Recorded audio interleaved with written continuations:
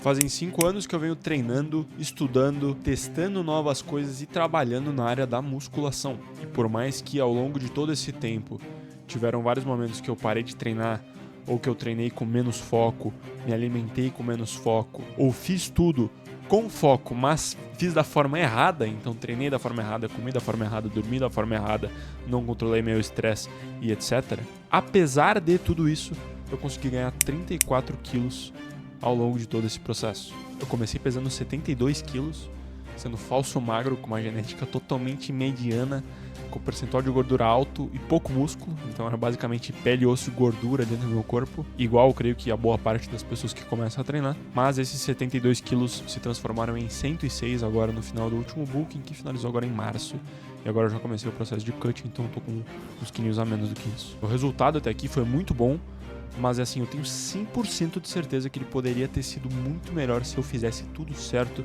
desde o início. E com certeza eu tô numa posição hoje em dia que me permite passar para vocês 4 dicas extremamente importantes que me ajudaram a ganhar esses 34 quilos ao longo desses, mais de 5 anos.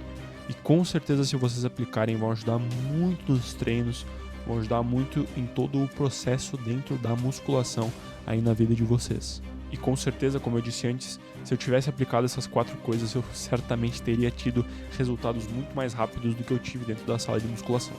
E para ser bem direto, a primeira dica é: não inventa firula. Na verdade, eu não comecei a treinar na musculação, eu comecei a treinar na calistenia, mas eu vi que eu não estava tendo muito resultado e migrei para musculação logo ali depois dos primeiros meses. Mas foi uma migração bem aos pouquinhos. No início eu fazia uns treinos meio híbridos, então eu juntava um pouco de calistenia, um pouco de musculação e não tinha os treinos muito estruturados na minha cabeça. Eu basicamente ia criando as coisas ali, testando várias coisas, testando uns exercícios malucos, o que eu achava que da minha cabeça ia dar certo, pegava uns treinos aleatórios do Instagram, do YouTube, ia fazendo, ia copiando o treino de atletas, e eu fiquei alguns anos nessa bagunça mental, sem ter os treinos estruturados e sem focar no básico. Então eu demorei muito tempo, muito mais tempo do que qualquer pessoa que começa a treinar sem firula desde o início demoraria para conseguir fazer um agachamento muito bem feito, para conseguir fazer um supino com 100 quilos e para melhorar o meu físico a ponto de eu ficar confiante com ele. E foi só em 2022 que um amigo na academia me apresentou alguns perfis de musculação, como o Hamilton do Mundo Hipertrofia, o Vitor Biso, o Gabriel do Overhead Bodybuilding, o Jordan Peters, o Matt Jansen e os outros atletas e treinadores gringos, e daí eu comecei a pegar mais essa ideia do treino anti-fofo. E hoje em dia, quanto mais eu estudo, mais eu consigo entender que o básico funciona muito melhor do que o super complexo e o super firulento. Inclusive, hoje em dia, por causa da produção de conteúdo, eu tenho contato com alguma dessas pessoas, e outro dia eu tava falando com o Gabriel da Overhead Bodybuilding, que inclusive tem um canal no YouTube, é um dos melhores canais do YouTube mundial sobre musculação. As dicas do cara lá são sensacionais, a visão de treino dele é muito boa. E a gente estava conversando e analisando os treinos que ele passava para os alunos antigamente, que tinha um monte de técnica maluca desde o início do treino, um monte de coisa que passa longe do que a gente defende hoje em dia para o treino de musculação. E a gente chegou à conclusão ali que a firula é inversamente proporcional ao conhecimento. Então, se eu tivesse focado menos, ficado menos tempo procurando uns treinos esquisitos no Instagram, uns exercícios estranhos, e eu tivesse focado mais em aprender a fazer um bom supino, em aprender a treinar até a falha, em aprender a treinar com intensidade e a progredir cargas, que são todos os princípios que regem um bom treino, que regem os treinos dos maiores atletas naturais do mundo, dos maiores atletas do fisiculturismo hormonizado do mundo, e esse é mais ou menos o caminho que a ciência do treinamento nos aponta hoje em dia como o mais efetivo de todos, eu com certeza teria tido resultados muito mais rápidos. Então eu recomendo fortemente que vocês não sejam firulentos e não treinem fofo. E dentro desse não treino fofo entra a segunda dica, que é: não troque de treino toda hora. Dentre os princípios de um bom treino de musculação está a progressão de cargas. E dentro da progressão de cargas está a progressão do peso em si, da carga que tu vai pegar dos halteres, da barra, nos tijolinhos e etc. Quanto à progressão do número de repetições com a mesma carga, quanto à progressão da técnica. Então, a gente manter uma faixa de repetições que geralmente vai variar entre 6 a 12 repetições por série, por exercício, e buscar progredir as cargas, ou seja, ficar mais forte dentro dessa faixa de repetições, é com certeza a melhor linha que a gente pode seguir dentro do treino de musculação para ter hipertrofia, para ficar mais forte, para melhorar nosso físico de forma geral. Mas me digam, como que é possível a gente ficar forte em um exercício se a gente não fizer ele repetidas vezes? Se a gente ficar trocando o exercício toda semana? Então, em uma semana a gente vai lá e faz uma puxada alta com triângulo, aí na outra semana a gente vai lá e faz barra fixa, na outra semana a gente volta para a puxada alta e faz ela com a pegada supinada e fica trocando infinitamente toda semana, porque a gente quer dar um estilo novo pro nosso músculo, porque a gente quer surpreender ele, ou simplesmente porque a gente acha chato manter o treino toda semana igual. Mas é impossível a gente conseguir progredir, ficar com a técnica melhor e ficar mais forte nos exercícios se a gente não mantiver eles por longas semanas. Então a minha dica é: escolhe um treino, monta um treino com uma boa seleção de exercícios que sejam confortáveis para ti, que tenham uma boa margem para progressão aí na tua academia, que sejam máquinas confortáveis, máquinas e exercícios que tu goste de fazer, e mantenha eles por no mínimo 10 a 12 semanas, mas idealmente até um pouco mais. E só troca eles quando tu realmente começar a enjoar. Então fez por 16 semanas um exercício isolado ali de tríceps, não tá curtindo fazer, tá tendo dificuldade para progredir essas cargas, daí tu pode começar a pensar em mudar o exercício. Mas os exercícios mais básicos, tipo agachamento livre, tipo leg press, tipo hack squat, tipo supino inclinado com halteres, esses exercícios que são o core de um bom treinamento, eles podem ficar contigo basicamente a vida inteira. Eu devo ter agachamento no meu treino, sei lá, há mais de 2 anos, e eu não troco por nada porque é um exercício muito bom, é um exercício que tem muita margem de progressão e eu ainda preciso muito melhorar ele. Então não tem por que eu tirar e colocar um outro exercício aleatório de pernas. Vocês não precisam se apegar necessariamente a qual é o melhor exercício para cada grupo muscular, porque isso não necessariamente existe. Então escolham um naqueles parâmetros que eu falei, que fique confortável para vocês, que vocês gostem de fazer, que tenha uma boa margem de progressão e mantenham eles por muito tempo, anotem as cargas e busquem progredir, busquem começar um exercício com 100 quilos na semana 1 e tentar terminar ele com 150, sei lá, na semana 16. Provavelmente vai ser muito menos do que isso, tá? Sei lá, vai de 100 para 110 ou 115, mas vocês entenderam. A terceira dica é: não fique gordo. Tem 2 conceitos que muita gente é muito familiarizado, que são o conceito de bulking e cutting, que são basicamente 2 configurações de faixas calóricas que nos colocam ou em superávit calórico, no caso do bulking, ou em déficit calórico, no caso do cutting, e elas servem para a gente ou ganhar massa, quando a gente está em superávit calórico, ou seja, comendo mais calorias do que o nosso corpo gasta por dia para se manter, e essas calorias em excesso vão ter o objetivo de formar massa muscular na gente, e no extremo oposto a gente tem o cutting, onde a gente está em déficit calórico, ou seja, comendo menos calorias do que a gente gasta para manter o nosso corpo. E essa falta de calorias, em teoria, deve ser suprida pela gordura do nosso corpo. Então ela vai embora e o nosso objetivo é manter o máximo de massa muscular possível e secar para ficar com o físico com o mínimo de percentual de gordura possível. Só que o que muita gente não entende no início, e eu demorei para entender também, é que o nosso corpo está muito mais metabolicamente favorável para a construção de massa muscular quando os nossos percentuais de gordura estão baixos. Porque um dos problemas que acontece quando o nosso percentual de gordura está mais alto, e com mais alto eu digo assim, acima de 17%, 18%, então quando os flancos aqui nas laterais começam a aparecer um pouco, a nossa sensibilidade à insulina começa a ficar pior e a gente fica mais propenso a acumular mais gordura e menos massa muscular do que a gente estaria acumulando caso o nosso percentual de gordura estivesse mais baixo. Então o mundo ideal é que a gente sempre comece um bulking, sempre comece um período de ganho de massa muscular com o percentual de gordura o mais baixo possível. Geralmente vai ali para casa dos 9%, 8%, 8% mais para atletas, porque é um percentual de gordura realmente muito baixo, 7% já seria um percentual de palco aí de fisiculturismo, então mais ou menos ali ao redor dos 9%, que seria com o abdômen bem marcado, com a pele bem fina na região abdominal, e o percentual de gordura visualmente bem baixo em todo o corpo, seria o momento ideal para a gente parar o cutting e começar o bulking. E daí a gente vai pegar desses 9% e vai trabalhar até mais ou menos ali os 15%, 16% até 18%, dependendo da pessoa.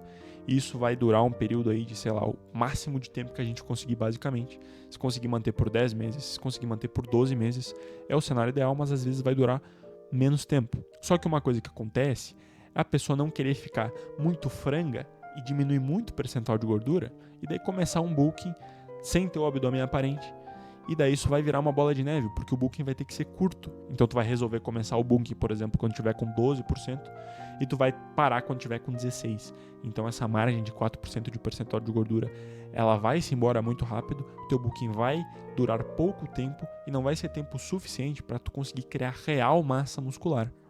Por mais que o peso na balança aumente, mas aquilo lá vai ser água, vai ser gordura, vai ser retenção e não vai ser músculo de verdade, porque músculo demora bastante para se consolidar e para ser realmente criado.